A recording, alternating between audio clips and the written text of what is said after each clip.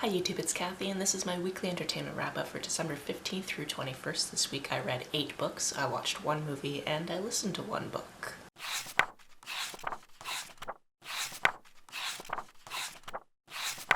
Based on the ludicrous amount of books I read this week, I think it's safe to assume that you know that this was the week of the Queer Lit Readathon. And I'm very proud to say that I read every single book that I put on my TBR, which means that I blacked out the entire bingo board, which is what I've done, I think, every round. Maybe there was one round where I missed one thing. It doesn't immediately spring to mind, but I'm like, it's possible, so I have to say that it's possible, otherwise if it happened, I'm gonna get fact-checked and I'm gonna feel bad. Also, yes, it is the darkest time of year. The sun is not up yet. We're still doing this anyway because I should go to the gym. Do I want to? Not really. Should I make the effort?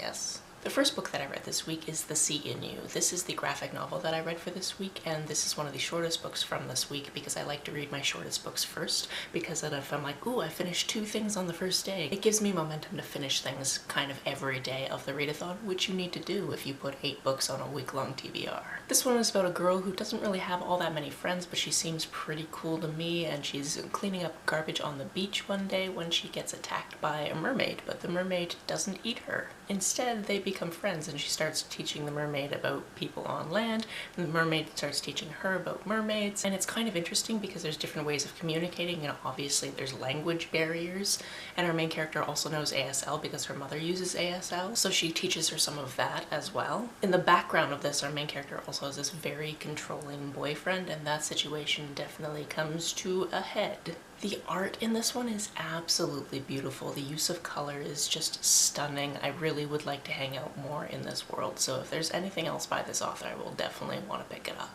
Next, on the same day, I read my novella, which was Countess. This is a queer gender-bent retelling of The Count of Monte Cristo, but in space. And I feel like that's kind of all I have to say, although I am wrapping this up, so I do have to say a little bit more. I'm going into this saying I haven't read the original text, but I think I knew the basic story of somebody is wronged, they're imprisoned, and then somewhere down the line they come back to society as a very highly popular and influential person, and then they seek their revenge. And that is definitely what happens in this. Although, because I don't know all the details of the original, I don't know how much of this was taken directly from that text. There is definitely a queer relationship in this. The society looks down on it, even though we're in space at this point.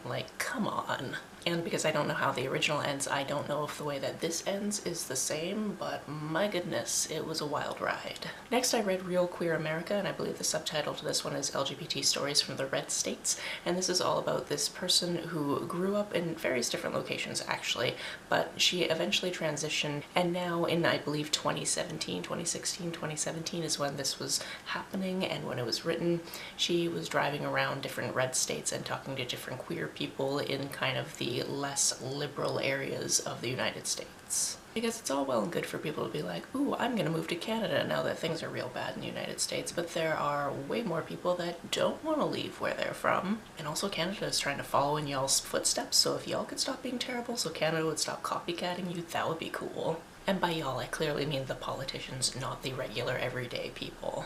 I went into this one knowing that I was going to enjoy it, and I did. I really enjoy these types of stories where somebody is visiting or revisiting these different places in kind of a travel format, obviously, because I'm a big fan of traveling.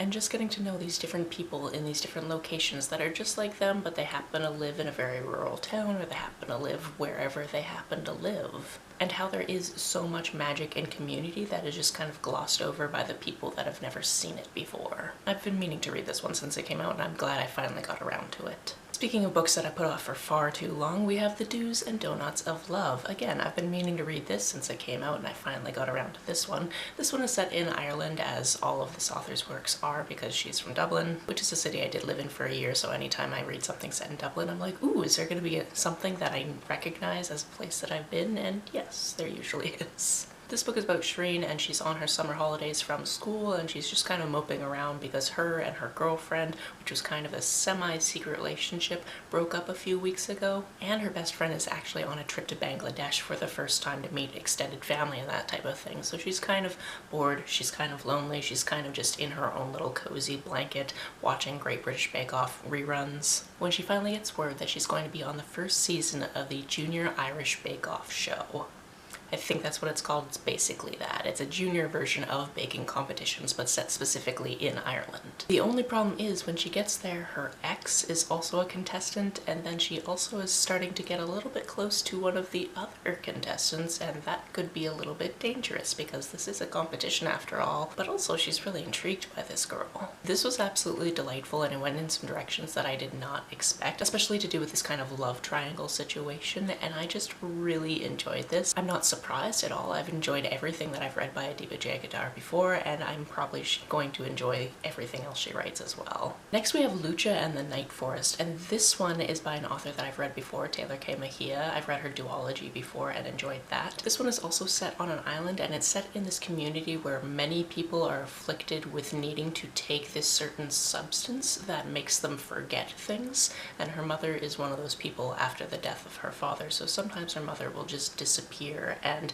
be under this influence. Which is not great because if her mother doesn't go to work, they could lose their housing, her and her little sister will be out on the streets, all of those types of things. Sometimes to subsidize their income, our main character will actually go out and do this thing called hunting, which basically means she's going into different parts of the forest and taking down these huge, almost mythical creatures because they're just kind of getting in the way of like the officials actually doing whatever they need to do in the forest. But then we come to find out that she could potentially have way more power and a pact that completely changes their lives. I don't want to go and say I didn't enjoy this one because I did enjoy the reading experience of it.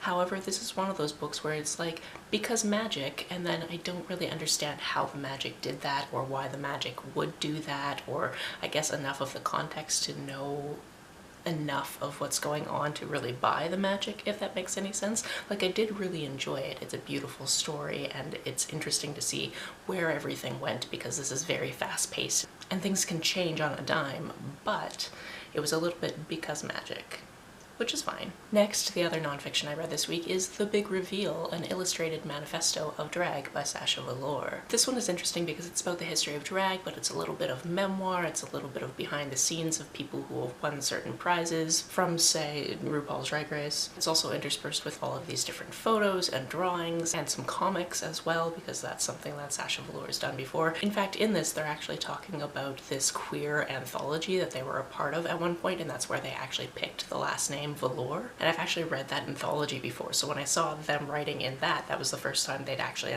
gone under that name, which I found was cool. More than anything, this book made me want to get back on stage again, and I feel like that's probably the highest compliment for a book like this. Next, I read A Cozy Queer Christmas, which is a collection of 3 different short Christmassy types of stories, and basically they're kind of all the same. They kind of have the same format, although the first one is definitely the longest, and that one's a Cinderfella story, and it's about this kid whose mom has died, and he lives with his stepdad and his 2 stepbrothers, and he's doing all the chores, and he really wants to go to the winter dance because why not? There's a new guy in town, this guy seems interesting, and then he does get a fairy godmother, and there's a whole twist to do with that. It was cute enough. This is one of those anthologies that could have had a little bit more editing because there were definitely typos in it.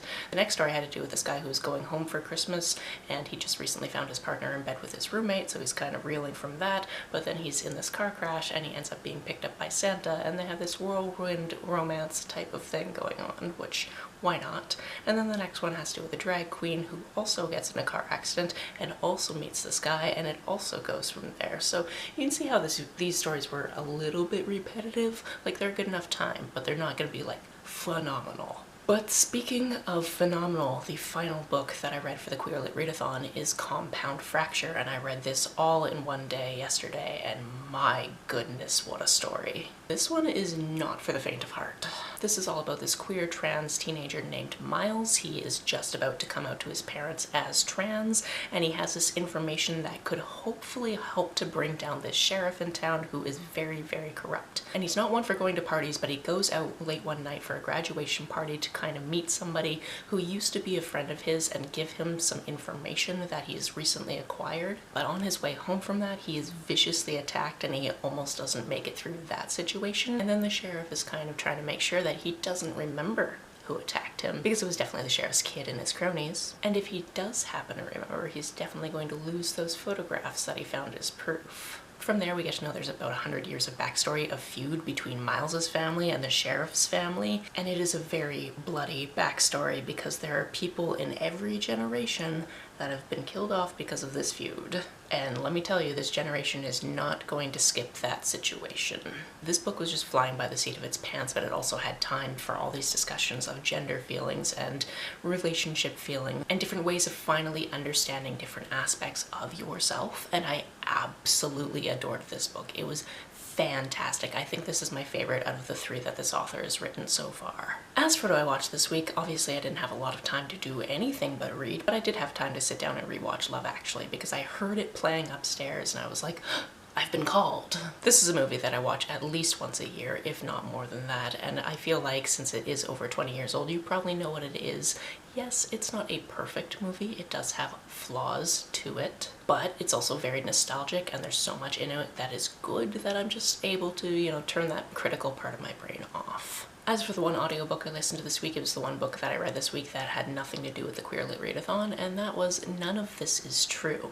This one is interesting because we get 2 main perspectives with a little sprinkling of other reporting in there as well. And it turns out that these 2 different women were born on the same day, the same year, in the same hospital, but have vastly different lives. One of them is Alex, and she's a professional podcaster. And the other one, if you had to pick a protagonist, I think it would be Josie. And Josie has grown-up daughters already. She has a much older husband, and she's kind of wanting to come forward about her life story because she's coming to realize that maybe certain things from her past are just unacceptable and she wants to make some changes. So they team up to do a podcast called Hi, I'm Your Birthday Twin, because that's the first thing that Josie ever said to Alex, and it goes from there, and Alex starts uncovering some interesting things from Josie's past, but we all know the title of this book, None of This Is True, so how much of this is true? What I really appreciate about this book is we see things through a certain lens, and then that lens is changed ever so slightly every once in a while because we'll meet certain characters on the page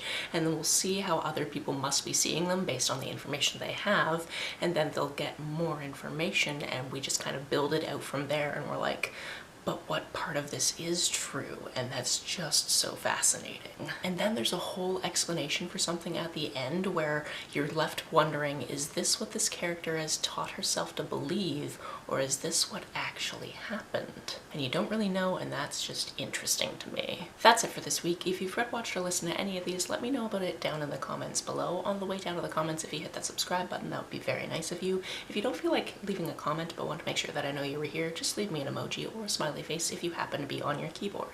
Some people have asked if there's a way to financially support this channel, so I set up a Ko-fi account, which is a digital tipping service. The link for that, as always, is down below.